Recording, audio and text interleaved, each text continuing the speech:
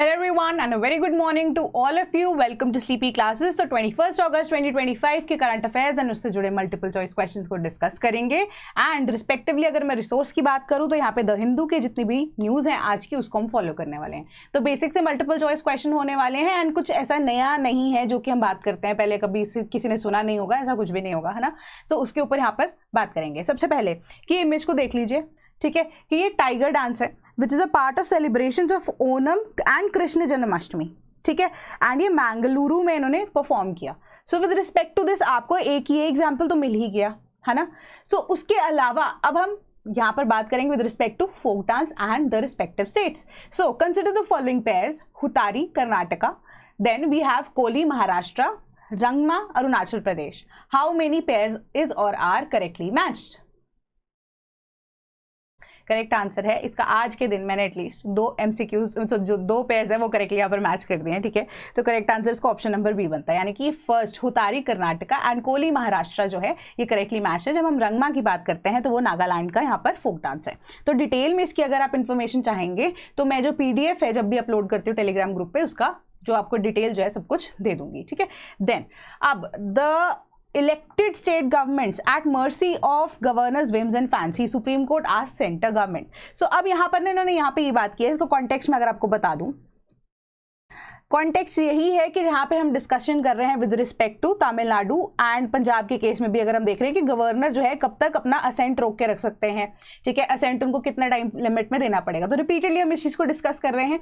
तो नई अपडेशन यहाँ पर यही है कि सेंट्रल गवर्नमेंट से पूछा है सुप्रीम कोर्ट ने कि क्या एक इलेक्टेड गवर्नमेंट, ठीक है, तो इलेक्टेड गवर्नमेंट, ये इलेक्टेड वर्ड यहाँ पे बहुत इंपॉर्टेंट है कि क्या कोई भी स्टेट गवर्नमेंट इलेक्टेड हो या फिर अगर हम बात करें लोकसभा की भी कि वो इलेक्टेड गवर्नमेंट है, तो क्या वो गवर्नर या प्रेसिडेंट के यहाँ पर विम्स एंड फैंसीज के ऊपर यहाँ पर मर्सी पे टिका हुआ है? क्यों? जब कोई भी assent of the bill is required, ठीक है, तो वो रोक कर यहाँ पर बैठ जाते हैं, है ना, कि इलेक्टेड गवर्नमेंट, क्योंकि that is a government which is chosen by the people, कि उन्होंने अपने रिप्रेजेंटेटिव्स को चूज किया है। क्या एक नॉमिनेटेड मेंबर, जैसे कि अब नॉमिनेटेड भी क्या, एक आप कह सकते हो appointed person, to be exact अगर हम यहाँ पर वर्ड देखें कि कोई भी अपॉइंटेड व्यक्ति, जैसे कि स्पेसिफिकली अगर हम स्टेट गवर्नमेंट के टाइम पे गवर्नर की बात करते हैं, ठीक है, क्या अब यहाँ पर हमें पता है कि उनका ओहदा, उनको ऑफिस जो है वो बिल्कुल ऊपर है यहाँ पर, क्या बट क्या वो इलेक्टेड गवर्नमेंट से ऊपर है या नहीं?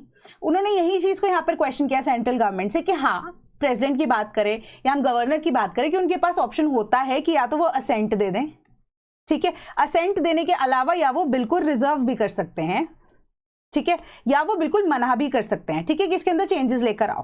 तो उन्होंने ये बोला कि जब अगर चेंजेस लेकर आने का ऑप्शन यहाँ पर होता है गवर्नर के पास या प्रेसिडेंट ऑफ इंडिया के पास, तो या वो लोकसभा को या स्टेट लेजिस्लेटिव असेंबली को बोल सकते हैं ना कि आप वापस से इसके अंदर चेंजेस करके लेकर आइए, बट उस चीज को ऑप्शन को यहाँ पर ऑप्ट नहीं किया जाता। क्यों?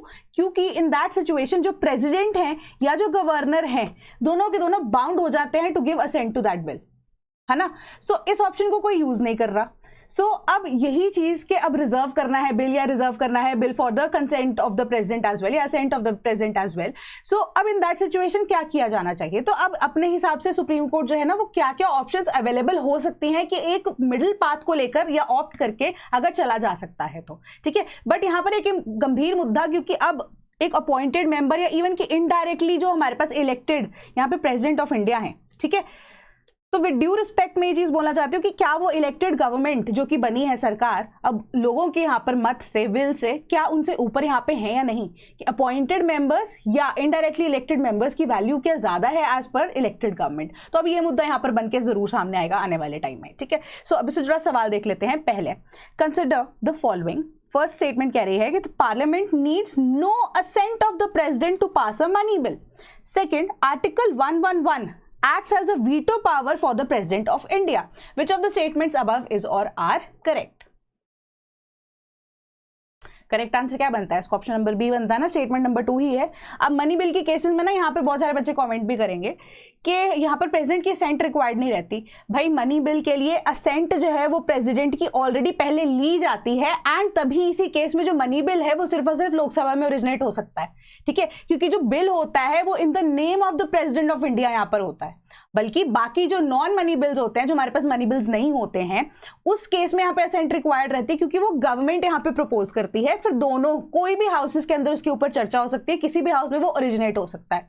ठीक है, तो आप समझ रहे हो यहाँ पर कि जहां पे इलेक्टेड गवर्नमेंट यहाँ पर है वो इन the name of president of India काम कर रही है, क्योंकि एग्जीक्यूटिव की जब हम बात करते हैं तो एग्जीक्यूटिव में सिर्फ और सिर्फ हमारे पास यहाँ पे गवर्नमेंट नहीं आती, president is also part of the executive.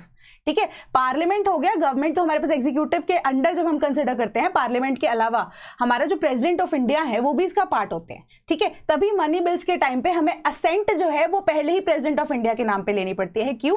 क्योंकि जो ये अमाउंट है जो भी सैंक्शन होगी with respect to this money bill, that bill is presented in the name of the president itself. तो उनसे पहले ही सलाह मशवरा कर लिया जाता है कि ये हम चीज प्रपोज कर रहे हैं, पैसे को लेकर ये बात हो रही है, तो आपका असेंट यहाँ पर रिक्वायर्ड है। तो जो भी चेंजेस हैं वो असेंट देने से पहले ही हो जाता है, तो वो एक बिल्कुल ही अलग मुद्दा है। ठीक है, तो इसको आप प्लीज कंफ्यूज मत करना, पहली स्टेटमेंट हमारी इनकरेक्ट है।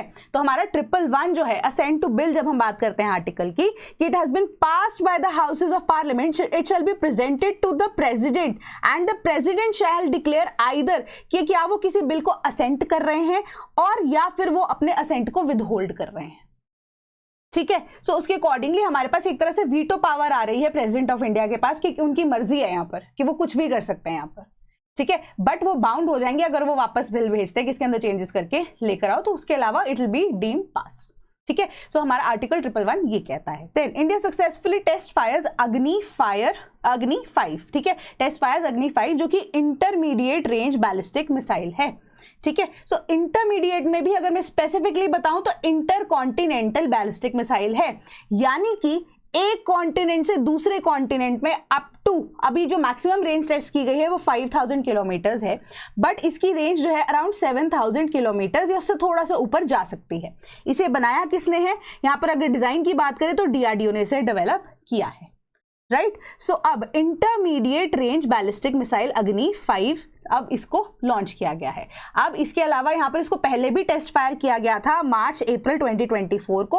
अब इसको इक्विप किया गया है with multiple independently targetable reentry vehicle technology allowing it to strike multiple targets with a single launch. तो मल्टीपल चीजों के ऊपर इसका टेस्ट फायर यहाँ पर किया गया है।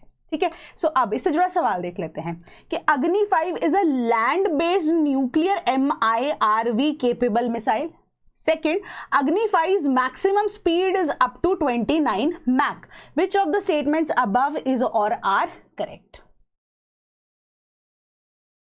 करेक्ट आंसर है इसका ऑप्शन नंबर सी, दोनों स्टेटमेंट्स यहाँ पर करेक्ट हैं।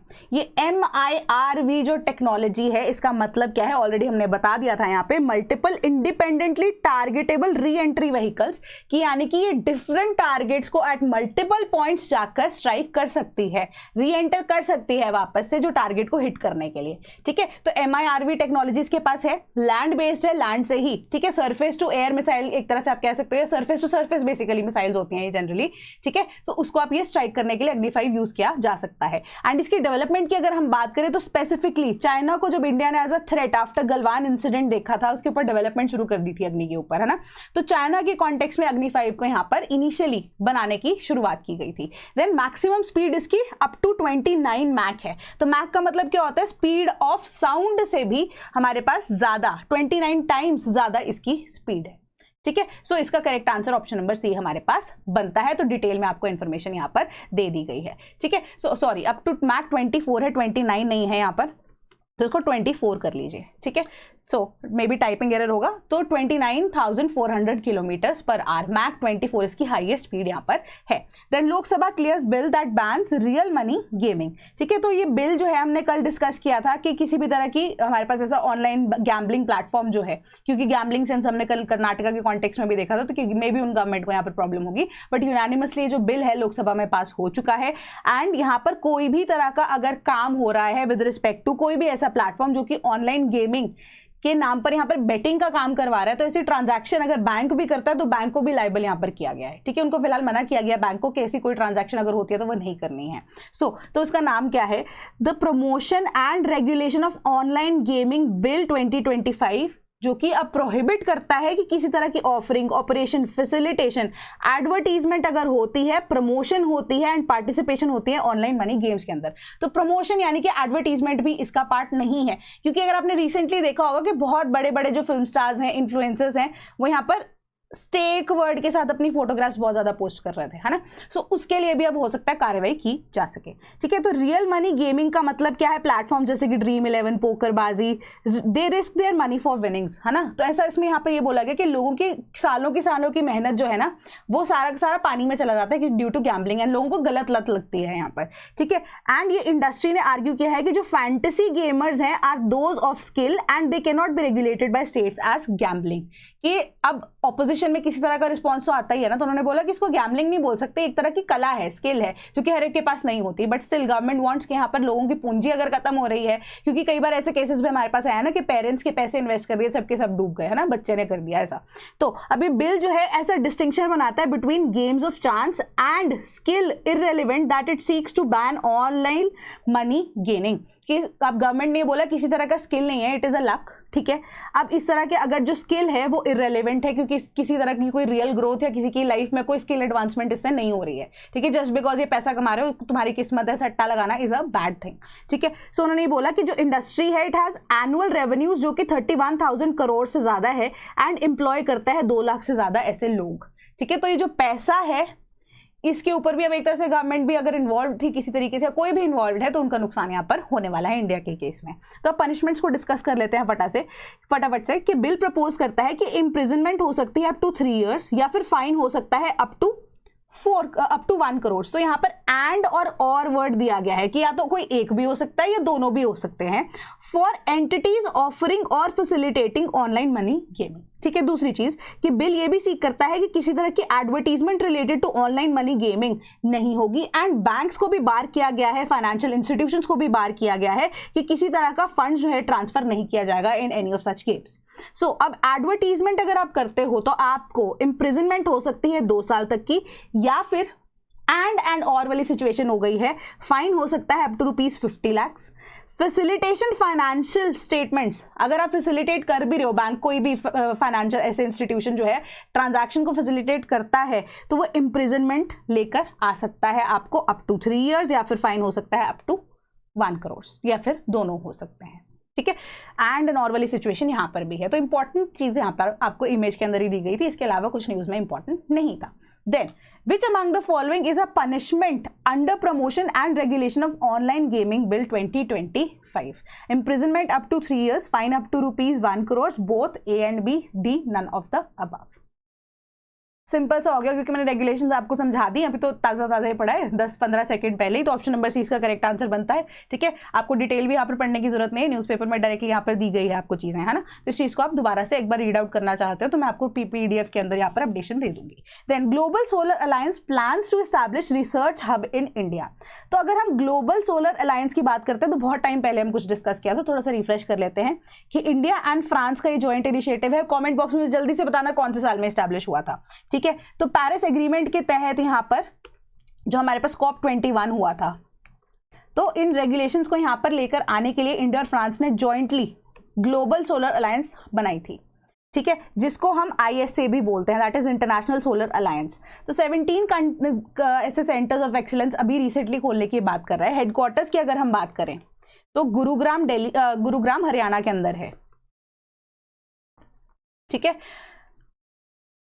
एंड बेसिक आइडिया यही है कि हम जो सोलर एनर्जी है उसकी जो रिक्वायरमेंट है, ठीक है, अब रिन्यूएबल एनर्जी के ऊपर हम ज़्यादा रिक्वायरमेंट जो है अपनी शिफ्ट करें रादर देन फॉसिल फ्यूल्स। तो अब यहाँ पर इसकी डेवलपमेंट यही है कि 17 सेंटर्स ऑफ एक्सीलेंस खुलेंगे in many countries and ahead a global capability centre in India also, जो कि खुलेगा, जो कि सिलिकॉन वैली फॉर सोलर कहलाया जाएगा, ठीक है। तो एक तरह से silicon valley for solar energy typically अगर हम बात करें तो अब it does not disclose providing testing. अब अगर हम बात करें कि कोई भी ऐसा सेक्टर या कोई भी ऐसा अलायंस जब खुलता है तो उसके अंदर R&D की रिक्वायरमेंट रहती है, ठीक है। तो ये जो सेंटर ऑफ एक्सीलेंस खुलेंगे तो इसके अंदर स्पेसिफिकली अगर हम देखें तो ट्रेनिंग वाली चीज जो है वो प्रोवाइड की जाएगी, टेस्टिंग के लिए चीजें प्रोवाइड की जाएंगी, लैब ट्रेनिंग होगी एंड स्टार्टअप इकोसिस्टम को प्रमोट किया जाएगा इंडिया के अंदर। क्योंकि टाइम एंड अगेन मैंने आपको यही चीज बताई है कि इंडिया जो है वो मैन्युफैक्चरर के केस में या मैन्युफैक्चरर बनना चाहता है एंड मोर ओवर एक्सपोर्ट करना चाहता है। ठीक है, कि अमेरिका के केस में जो चीज अभी थोड़ी सी मुश्किल इसलिए लगती है, थोड़ा सा महंगा इसलिए पड़ता है क्योंकि वहां पे चीप लेबर की अवेलेबिलिटी नहीं है। इंडिया के केस में या चाइना के केस में हम देखते हैं कि सक्सेसफुल केसेस इसीलिए है क्योंकि चीप लेबर जो है वो इजीली रिक्वायर्ड या ली जा सकती है। ठीक है, सो अब इस टेक्नोलॉजी के लिए स्टार्टअप्स जो है अब इसकी वजह से आईआईटी लाइक यूनिवर्सिटीज जो है इनके साथ कोलैब किया जाएगा। ठीक है, जीसीसी जो है एक्ट करेगा as a hub for connecting all these centres. तो ऑल टुगेदर जो 50 एज सेवरल कंट्रीज जो है they are looking to India to improve their human capability, कि इंडिया में स्किल डेवलपमेंट जो है वो थोड़ी और बेटर होनी चाहिए।